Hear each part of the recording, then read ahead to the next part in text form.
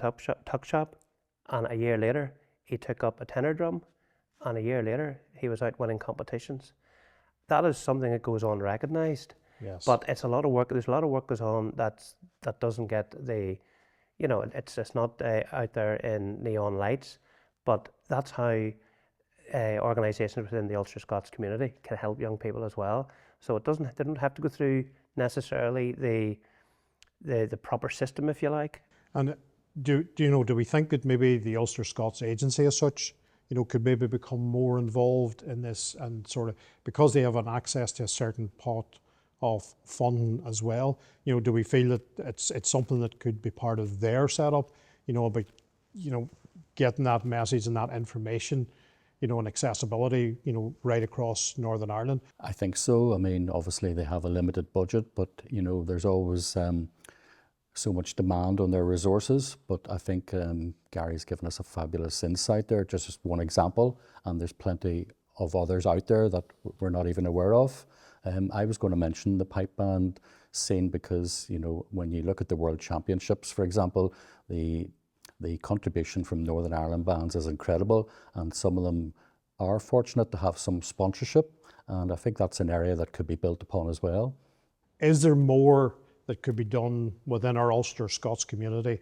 We can get our young boys or young girls from an Ulster-Scots background, more interested in education, more interested in, following certain careers. Business editor, we'll come to you in this one. Well, look, entrepreneurship, every young boy and girl, when they grow up, eventually they want to have a job, they want to make money, they want to be rich, and they have their own various ideas of how they go about that. But if you go down, and it is difficult in school, and there is a people are left behind, but there are opportunities, and in the Ulster-Scots community alone, there's a massive sector within this culture, supplying uniforms, supplying instruments. There's a very well-known percussion business, and their drums are played all over the world. There are many opportunities. Young entrepreneurs, young people want to grow up and they want to make money. There's lots of opportunities, and there's a lot of creative opportunities within the Ulster-Scots community in itself. And that's leading on to another point, about that, the Ulster-Scots entrepreneurs. I suppose we come from a background that particularly sometimes, where there are more entrepreneurs really come out of that. And, how do we engage with those young people? How do we try to encourage them? And how do we try to guide them into the world of business? I'm going to make a couple of points here. I'm going to relate it back to education. You'll be sick and tired of listening to me by then. So basically, what do we define as an entrepreneur, okay? So the young boys that I work with want to be plumbers, joiners, electricians. That they want to go and start their own business. The problem is a lot of communities or a lot of areas don't value that because it's a working class tradition, right? Now, when we look at welders and how the shortage of welders is at the moment and the amount of money, in some places welders are being paid more than quantity surveyors because there's the shortage. So there needs to be a wider conversation had about what we deem as an entrepreneur. So aside from that, and relating it back to school, when we're looking at those opportunities for young people to go into the trade, we are now businesses are placing barriers on accessing those because the apprenticeship route traditionally has 5 GCSEs, including English and Maths, as your entry requirements. Some of the young men that I work with don't do GCSE English and Math because their school are putting them through Essential Skills Level 1, which is roughly the equivalent of a D. So if we're already not putting them through in 5 years of education at school, their GCSE in Math and English, why are we having that as an entry requirement for apprenticeships? Because we're already saying the traditional routes that our young men or young women would have taken into the shipyard, into the mills, are no longer there, and we're now placing barriers on entry to other routes. That includes entrepreneurship. So we need to have that wider conversation around, and don't get me wrong, I'm not placing any blame on schools, because I know schools have a a difficult job navigating young people's academic abilities, but there needs to be a wider conversation had with business about what actually entry requirements do we need to have for them to be at that level.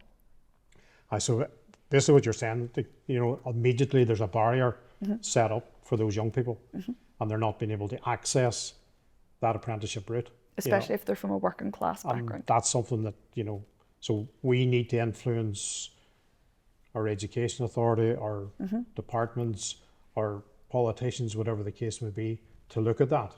Businesses, unions, I know some of the unions are already working on that with some employers to look at additional entry routes, but that needs governmental support. We're putting a lot of responsibility on agencies, schools, government, entrepreneurs.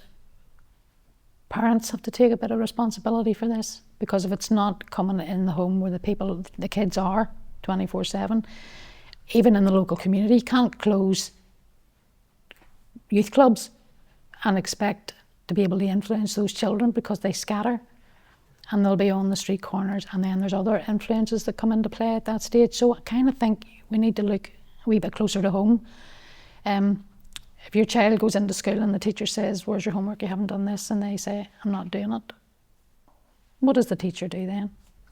But again, I suppose from an education point of view, and this is where, how do we get our Ulster-Scots community, in particular our young Ulster-Scots community, more engaged then with education? Get them the knowledge of the routes that they need to take to try to get into these positions. What more can we do with that?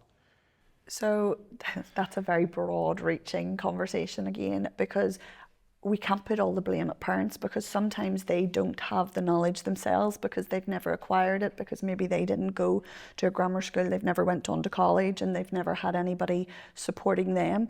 We also have a lot of complex needs within the home in terms of mental health issues, in terms of disabilities, hidden disabilities, lack of support, and sometimes people are just struggling to survive. So I do think we have to be hesitant to make sure that we're not placing any blame on parents, because a lot of them are doing the best that they can. I think what we need to do is work better as communities and share that knowledge. However, I think business has a role to play in that, through sponsorship, through support, through sharing social capital knowledge, things like that. I know in my work, have benefited from businesses supporting us to purchase laptops, supporting us through their CSR to help write tender documents and things like that. But that places a lot of time on me. I have to go out and develop those relationships. So when you're a small business starting out, it can be more difficult. Is there an opportunity? Is there an opportunity out there for grassroots Ulster-Scots to have their voice heard? Absolutely, in my opinion, there is. And it's not that you have to shout the loudest. Do your prep work and you will be heard. There's no question about that. You can be heard in the White House, you can be heard in Westminster, you can be heard in the Vatican. If you do your prep work, the Ulster-Scots tradition. I'm going to disagree with you a little Right. bit there. I do think there's the opportunity, yes, for them to get into the room, but I feel that opportunity would be probably very selective of the person who was having the opportunity to do that speaking. Because, so in my own personal experiences in terms of getting into rooms as a female from my background, and identifying as a female loyalist within the Ulster-Scots community, I do feel like it has been more difficult for me to get into rooms. Sometimes it's tokenistic, I'll take that, because if I can get in the room, I can speak to the people, then you can build your own relations. But I'm still very much reliant on other people opening the doors for me. So I do think, in terms of what you've talked about, getting your research in order, that is definitely a bigger project for the agency to take the lead on, and maybe working with the communities to actually let's synthesize the project and then share it out. We do have an attaché in America who represents Northern. We've got the Northern Ireland Bureau in DC. We do have like structural agencies there that we could share information with, who can then cascade it to politicians and businesses.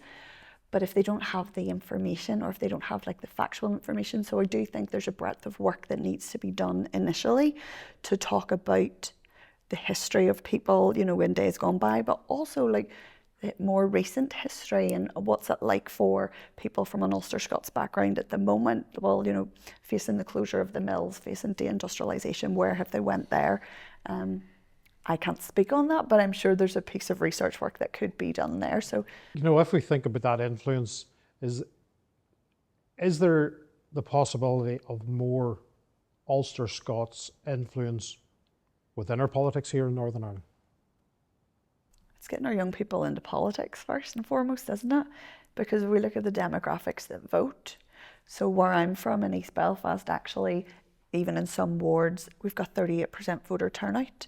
There's a campaign trying to get young people to vote. There is those conversations happening in schools, but a lot of people, young people, are feeling disillusioned with politics in terms of they don't speak for me. Young people can't access jobs, housing, or secure jobs. And so, well, what are the politicians really doing for me? Why should I vote? And it's about countering that narrative. That is why it is so important right now for you to vote, because if it's middle class, wealthier people with houses that are voting, well, obviously the politicians are going to better represent them. So the young people need to get registered and be out to vote. On politicians, I think that we are still immature here insofar as politics in Northern Ireland still is orange and green.